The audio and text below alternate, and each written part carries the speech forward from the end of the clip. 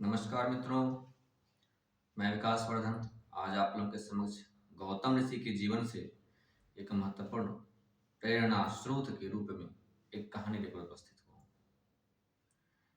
एक बार गौतम ऋषि जो कि राजस्थान में सह्याद्री पर्वत के पास कुटिया बना के रहते थे, उस इलाके में दुर्भिक्ष पड़ा, अकाल पड़ा, वर्षा नहीं होती थी। आज भी राजस्थान में वर्षा कम होती है, उस वक्त भी कम हुआ करती थी। तो गौतम ऋषि ने यज्ञ करके वरुण देव को प्रसन्न किया। वरुण देव आए, प्रकट हुए और उनसे उन्होंने अक्षय जल पात्र मांगा, अक्षय जलाशय मांगा और वरदान में उन्होंने दिया भी। और जिस जलाशय से आसपास के जितने भी लोग थे वो भी जल लेते थे, पेड़ पौधों की सिंचाई होती थी, जीव जंतु जल पीते थे, सबका लाभ हुआ, लोक कल्याण का कार्य हुआ। लेकिन उस सह्याद्री पर्वत के आसपास में और जितने भी ऋषि रहते थे उन सबको उनसे ईर्ष्या होने लगी। उनकी पत्नियों को तो कुछ खास ही, पति अपने आप को समझा भी ले कि पत्नियां उन्हें ताने मारती कि आप कैसे तपस्वी हैं, आपके तपोबल में वो शक्ति नहीं है कि जलाशय आप ला सके, अब हमें उनके जलाशय में जाना पड़ेगा जल लाने के लिए।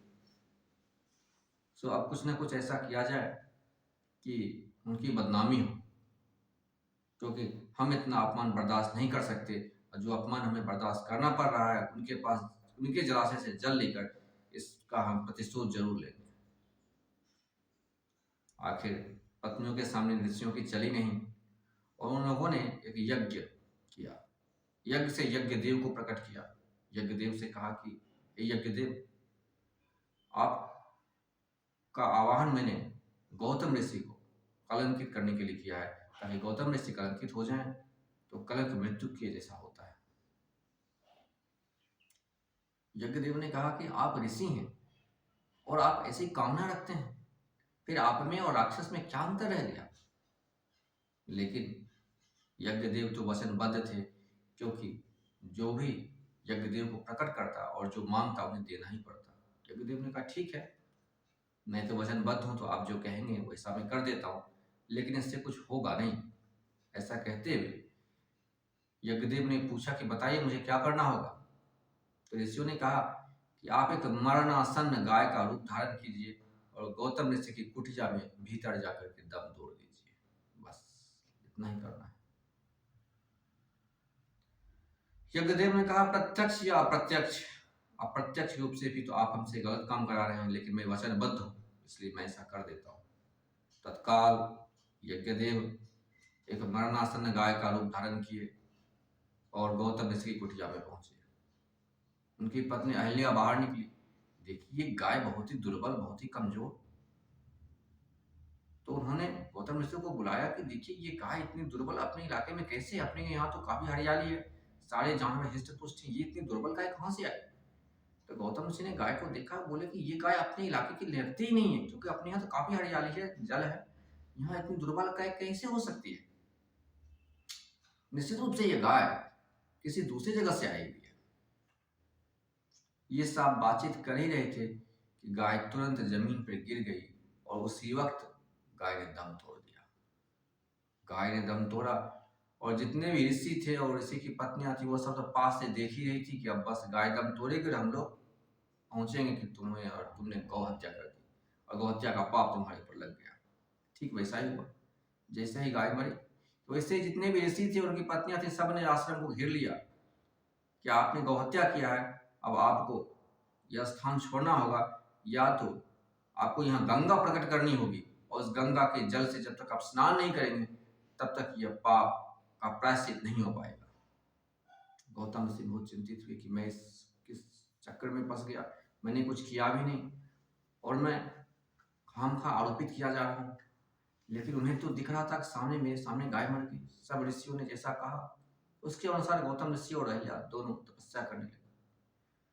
तपस्या करने लगे, भगवान शिव प्रकट हुए और पूछा कि बताइए किस प्रकार से आपने मुझे याद किया। तो उन्होंने कहा कि प्रभु ऐसे ऐसे हमारे ऊपर गोहत्या का पाप लगा है और उससे मुक्ति के लिए हम यहाँ गंगा का अवतरण चाहते हैं, ताकि हम पाप मुक्त हो सकें। तो माता पार्वती ने कहा कि आप उस पाप से मुक्ति की बात कर रहे हैं जो पाप आपने किया ही नहीं है, वह गोहत्या नहीं हुई थी। तब माता पार्वती ने उन्हें पूरी कहानी बतलाई कि ये तो यज्ञदेव थे जो कि मजबूर हो गए थे इन लोगों की यज्ञ के सामने, इन लोगों की याचना के सामने, इसलिए उन्हें ऐसा करना पड़ा। वास्तव में आपने कोई गौ हत्या नहीं करी, इसलिए कोई पाप लगने का सवाल ही नहीं उठता। फिर भी उनके कहने पर उन्होंने गंगा को अवतरित कराया और फिर गंगा वहां पे अवतरित हुई और पाप मुक्त हुए गौतम ऋषि और अहिल्या। माता पार्वती क्रोधित होकर बोले कि ऐसे ऋषियों को दंड देना चाहिए जो कि इस प्रकार के झूठे आरोप में गौतम ऋषि जैसे लोगों को, जैसे ऋषियों को आरोपित करते हैं। लेकिन गौतम ऋषि ने उनकी तरफ से क्षमा मांगा, बोला कि नहीं, अगर ये लोग ऐसा ना करते तो आज मुझे आपके दर्शन ना होते, इसलिए इन्हें क्षमा कर दीजिए। गौतम ऋषि की ऊंचाई देखकर भगवान भोलेनाथ बहुत प्रसन्न हुए, उन्हें आशीर्वाद दिया और लोक कल्याण के कार्य में सदैव मदद का आश्वासन दिया। इस प्रकार से भगवान शिव बोले, यह त्र्यंबकेश्वर के नाम से यह स्थान जाना जाएगा, यह शिवलिंग त्र्यंबकेश्वर के नाम से जाना जाएगा और यहाँ पर तीनों ही देवता का तेज होगा, ब्रह्मा विष्णु महेश तीनों के। आशा करता हूँ मित्रों आपको कहानी पसंद आई होगी। कहानी पसंद आए तो चैनल को सब्सक्राइब करें, कहानी को लाइक करें और अपने मित्रों के साथ शेयर करें। बहुत बहुत धन्यवाद।